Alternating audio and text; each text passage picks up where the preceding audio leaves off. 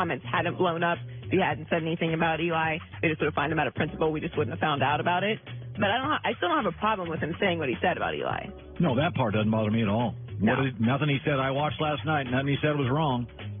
No, but we are still seeing the emotional stuff from Odell, which I don't actually have a problem with him getting upset in the sidelines either. I know it bothers some people because they feel like he can't control himself, but I'd rather see that out of a player than a player laughing or joking or just being indifferent to losing. How about neither? How about players not being indifferent or being goofy? That you have to stay steady. You can't get too high or get too low, but you also have to be yourself. I agree with that 100% because I was that guy. Sometimes I would be so pissed when we were losing, but I would just kind of sit there like, just kind of calm, but you'd be mad. But you can go, I'm not going to punching those. But if you got mad as a Ram and you were the best. Is never recommended. You do need your hands as a receiver. Discipline, emotional discipline is a talent. No, it is. It is. But I think you have to be authentic to yourself. I'm not always. I don't believe that. But you have to control it. I'm not always authentic to myself. I'm not. Sometimes I have to control myself. If I was authentic to myself, I'd throw stuff in the house about 4 times a day. You can't. This whole thing, you got to be authentic. Sometimes you got to be under control. Sometimes let it go, huh? Just have to let it go every once in a while. But sometimes you have to let it go, but not like that. Not you know. I don't agree with him punching stuff because he could injure himself, obviously. But it's not about who Odell is, though. It's not about him injuring himself. It's almost like a show. If I was authentic, I'd punch Goulet in the forehead twice a show. Sometimes you got to be grown up. All right. So when LeBron decided to take his talents to Hollywood this offseason, he signed a 4-year, $150 million contract.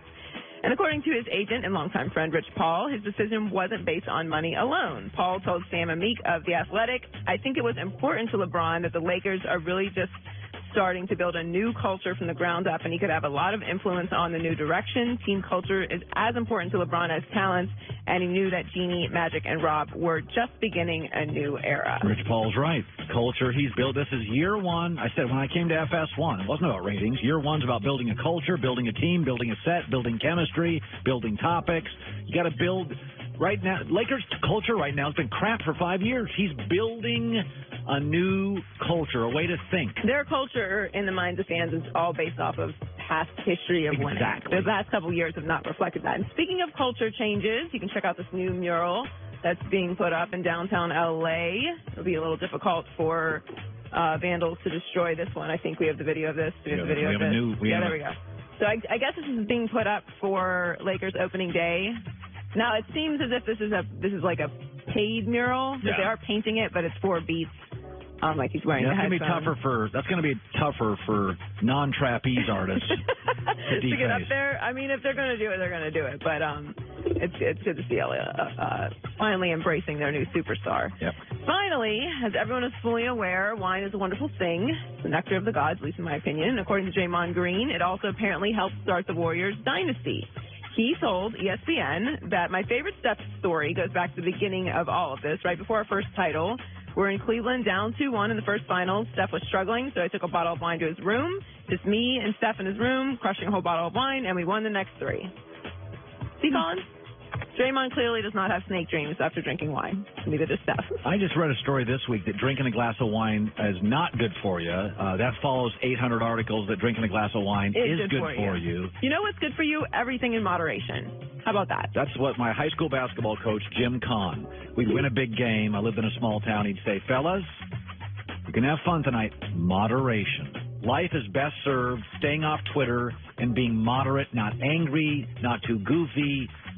Moderation. It's right down the middle. Don't have any fun. Don't get crazy. Don't get emotional. Just right. Just stay right down the middle. You'll be fine. Joey, take over the news. Well, that's the news. And thanks for stopping by. The Herd Lie News. All right. Turn away if you don't want to know the outcomes of the 2 biggest college football games of the weekend. You know how you don't want to be around somebody when a new movie comes out? And you're like, hey, spoiler alert, spoiler alert. So please turn away as I pick the 2 biggest games of the weekend. Warning, Colin is about to reveal the outcomes of the biggest college football games this week. If you don't want to know exactly what's going to happen, turn away now.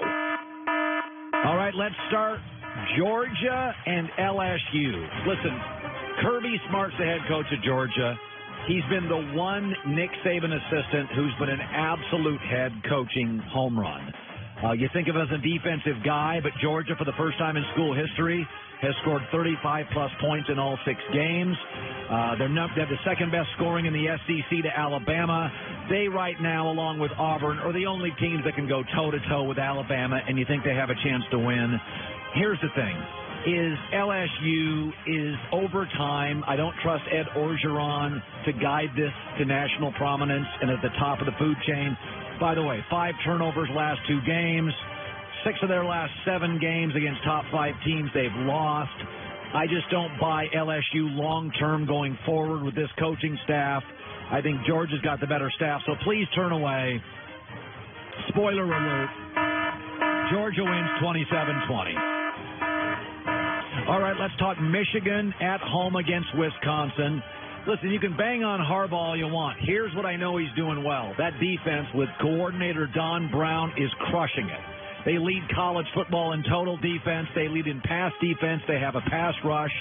Listen, everything on the defensive side of the ball is great. Now, Harbaugh was a quarterback, so we expect their offense to be better. Well, it's better than Wisconsin. Wisconsin can't throw the football. They've been a big disappointment in college football to me. Wisconsin always runs the ball because they really coach up their offensive line.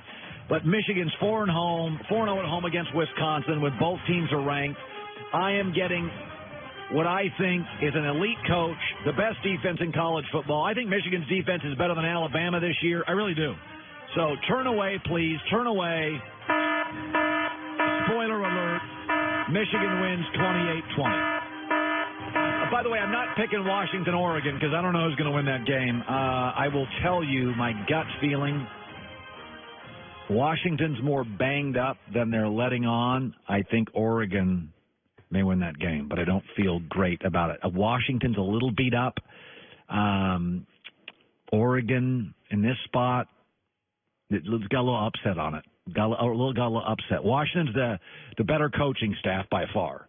Washington's coaching staff's up there with Alabama. It's really, really good. Keep your eye on an upset here. Keep your eye. Oregon's got the best player in college football, quarterback Justin Herbert. He's really, really good. Chris Peterson, though, is a great coach. Coming up, one of my favorite segments of the week,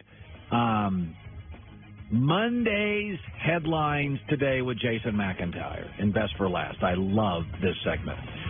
You getting ready to go out? Want to look good, feel good, smell good? That's where Dollar Shave Club comes in. Dollar Shave Club, they want to own the bathroom, and now they do. Toothpaste, toothbrushes, that's their new thing. I use their body cleanser. I use their boogies, hair gel, razors, shave butter. And by the way, now for $5 you can join the club. Little starter set, Dollar Shave Club starter set, $5. They give you the shave butter, a razor, toothpaste, toothbrush set. After that, products ship at a regular price. Get yours today at dollarshaveclub.com/Colin. dollarshaveclub.com/COLIN. Come on, man. The teeth, the shave, the pomade, the body wash. I'm using all of it. Dollar Shave Club. The fact is, there are over 9,600 roads named Park.